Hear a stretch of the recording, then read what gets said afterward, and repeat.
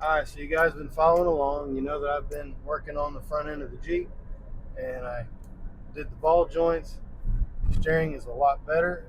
It goes straight for the most part, but it has a tendency to want to wander to keep it straight on the road.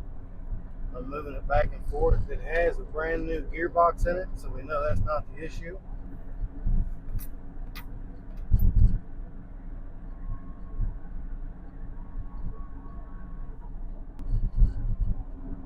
So anytime we'll call it wandering, it's staying in the lane but wandering back and forth.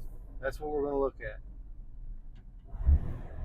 So to help diagnose the problem, what we're going to do is we're going to have an assistant take the steering wheel, move it back and forth while the vehicle is parked, and I'm going to crawl under here and look at the different suspension points that would cause that issue.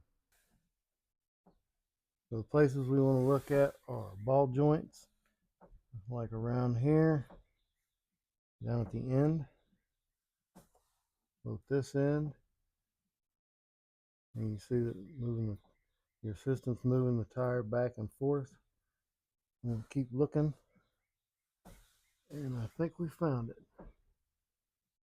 right here. That's our track bar link. That thing has got some serious slop in there. So this whole thing is rocking back and forth. That's what we're going to have to replace. So I looked up different track bars and I settled on one from Detroit Axle. I've used their products in the past and had good success with it, so I bought one from them. If you want one for yourself, I'll put a link down below in the description. So let's open the box up and let you take a look.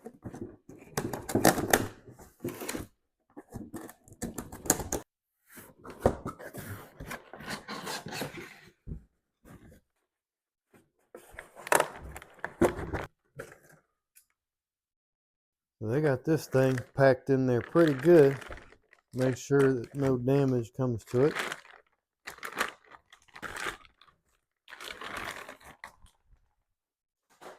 Looks like they just made it. Here we go. It was in the package. So there's the new grease fitting and the new cotter pin. So that we need. Now all I got to do is get the old one off so we can get the new one on. Grab our universal creeper and get to it. Get under there. First thing we're going to do is try to remove that cotter pin and that castle nut. Get those out of our way. No, these are going. Yeah, I was afraid of that. They're just old and brittle. If I can't get the cotter pin out, I'll have to drill it out.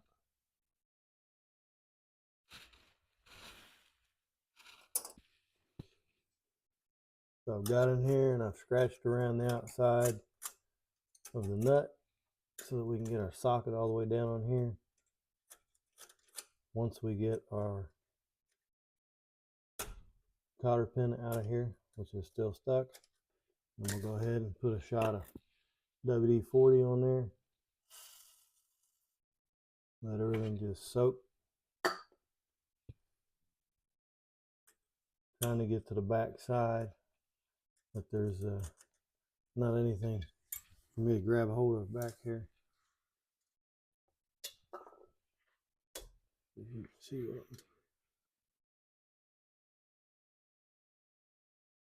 So there's not much there to grab hold of or do anything with. But just to be informative, I did have to remove the wheel to be able to get a little bit better access.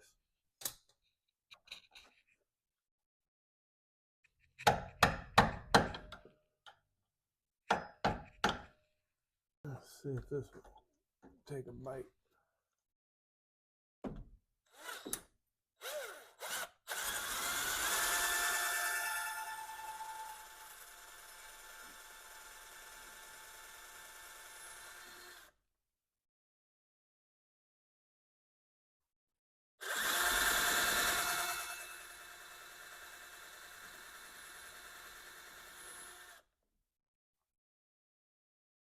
So, and you just keep at it.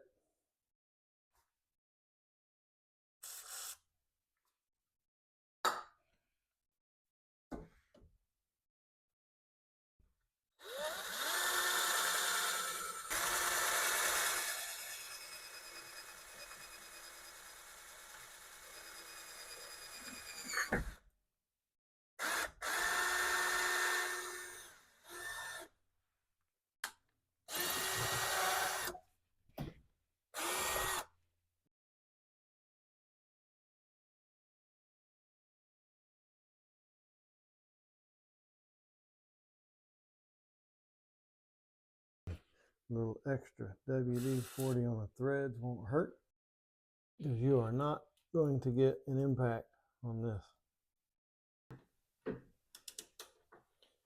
You want to make sure that your socket seats all the way at the bottom, just like this, so you don't run risk of messing up the nut. And that's on there. I may have to see if I can get a breaker bar in there somehow.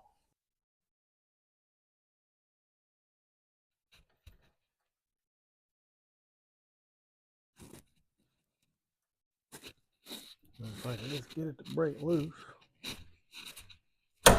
That either broke it loose or rounded the nut. And I'm guessing it probably rounded the nut, because I tried using a 12 point, which I knew better. And next we're going to try putting some heat on it. Try not to catch your Jeep on fire.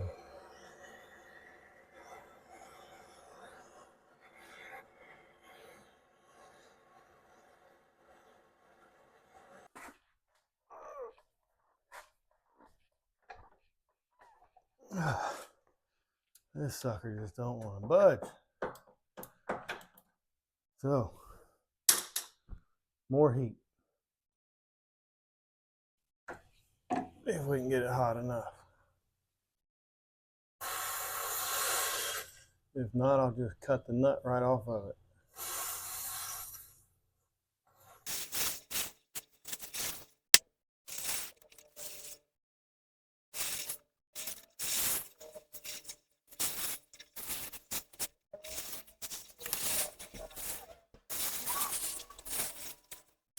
All right. Come on, baby.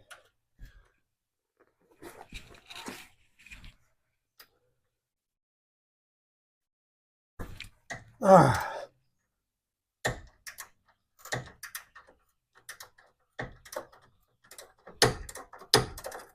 Hopefully that's the nut. It's broke free and it's just not spinning the ball joint.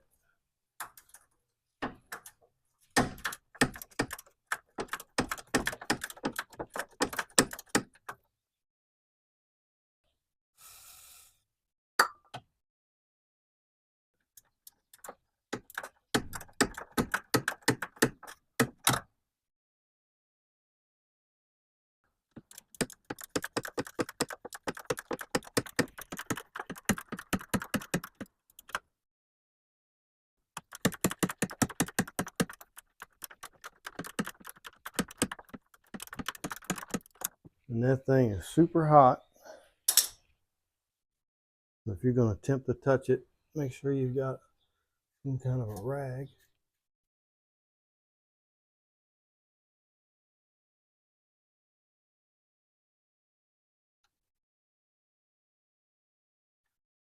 And she's off. Next thing we need to do is get a ball joint splitter in there.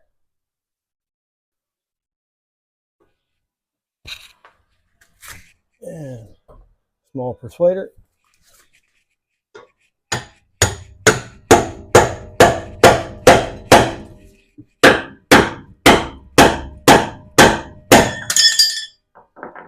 And she's out.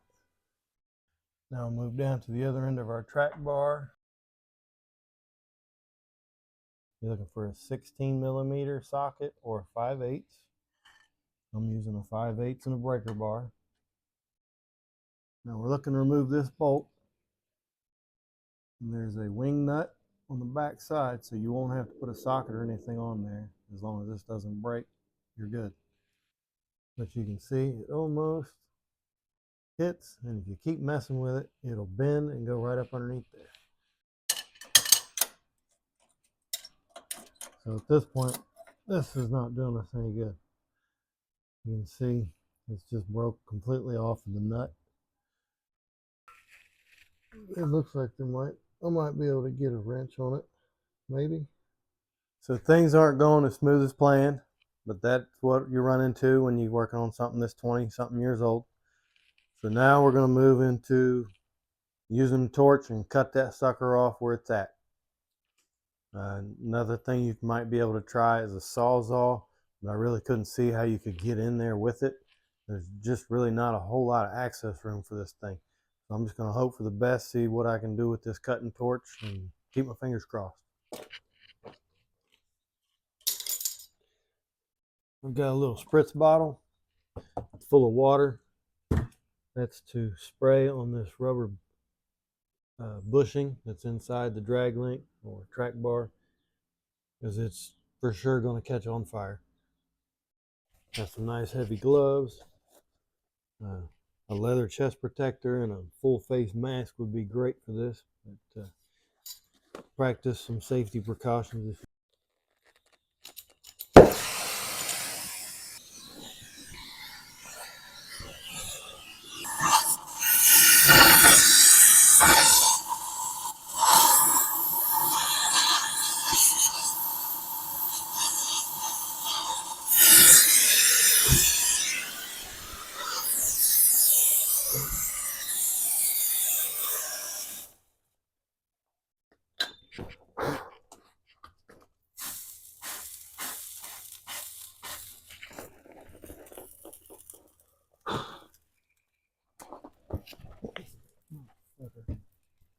So here's to give you an idea.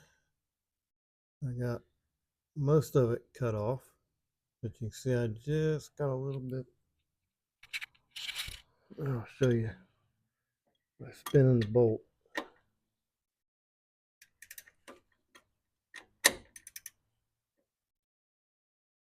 Okay. I got just a little bit left I got to cut off of there, and I'm trying not to cut the bracket. Once you get the back of it cut off,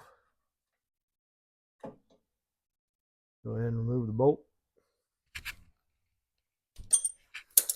Then you might want to let this cool down a little bit before you mess with the rest of it. It's up to you.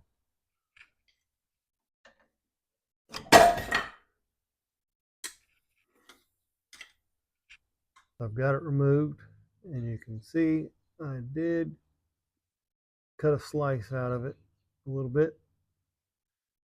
Didn't mean it, but it happened.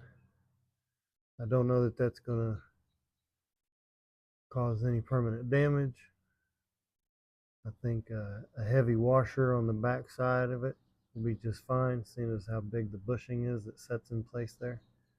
I ran up to the hardware store, got a replacement bolt, some washers, nut, and I did opt for the stainless steel.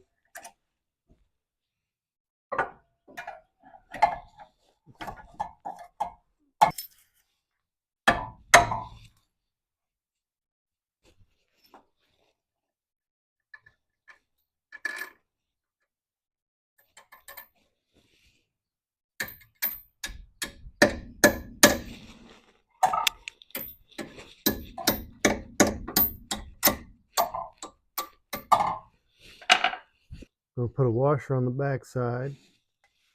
And I'm putting a lock washer.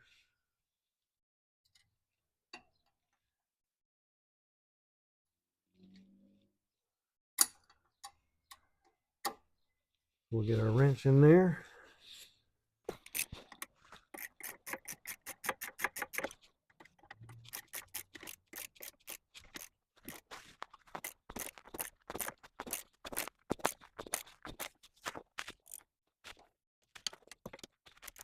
Get over on the other side.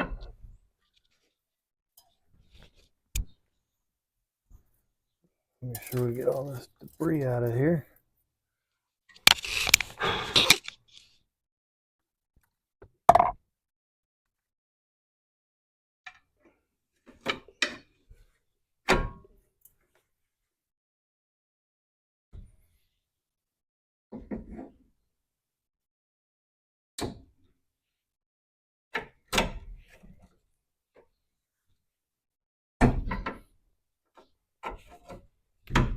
Get it popped up in there. Get your castle nut on there.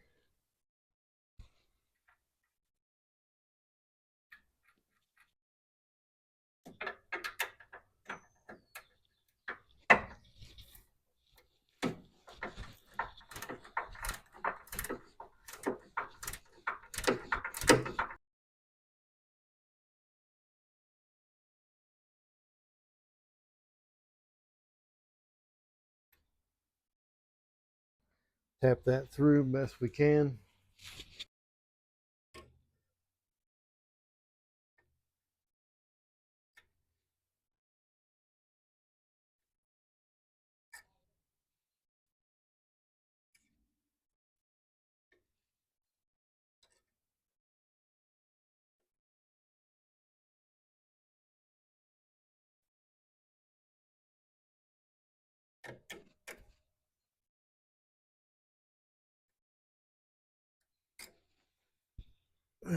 Doesn't have to look pretty, just has to work.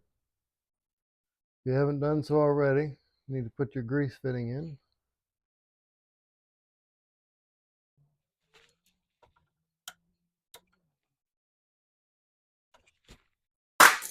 And of course, go ahead and fill it up with grease if you've got a grease gun handy.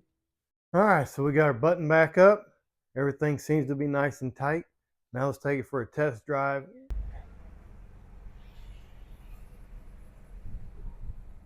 So I just got back from taking it for a test drive. The thing goes straight as an arrow. No more wandering down the road. Everything's nice and tight. The steering wheel is a little off center. I'm going to get that taken care of. I'm just going to take it up to the alignment shop and have them take care of it.